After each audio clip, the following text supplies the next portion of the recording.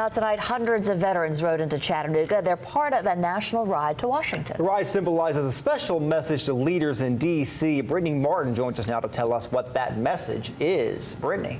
Josh, Kim, organizers say bikers will circle the Capitol on Sunday to remind the president and lawmakers of the sacrifice military servicemen make. Tonight, nearly 500 bikers stopped in Chattanooga before heading to Washington.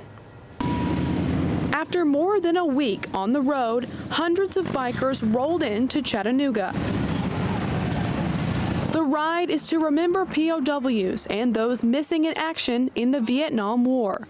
Families and friends flew in to meet their veteran. I haven't seen him for a week, so he's my best friend. Sparrow Danitz says this year was her husband's first year riding across the country. He is loving it. He's loving all the kids, all the patriotism along the way, where the whole town comes out to greet them. It just means a lot to him. James Gunny Gregory founded Run for the Wall back in the 80s.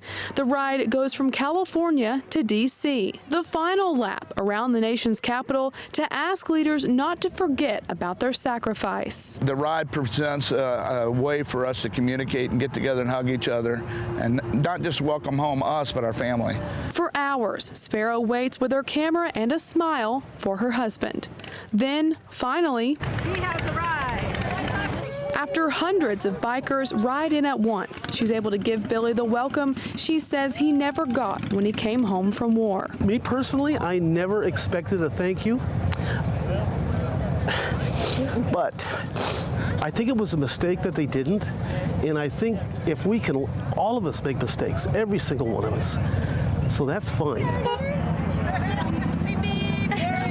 Billy meeting his great nephew for the first time here in Chattanooga.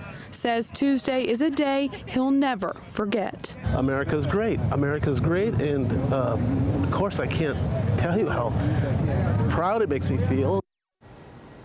The veterans here in Chattanooga will meet up with the rest of the group on Friday. Then 500,000 bikers will ride around the Capitol this weekend. That event is appropriately called Rolling Thunder. Josh. Brittany, thank you. A documentary crew was also following the riders around to tell the stories of these veterans they haven't told in nearly 40 years.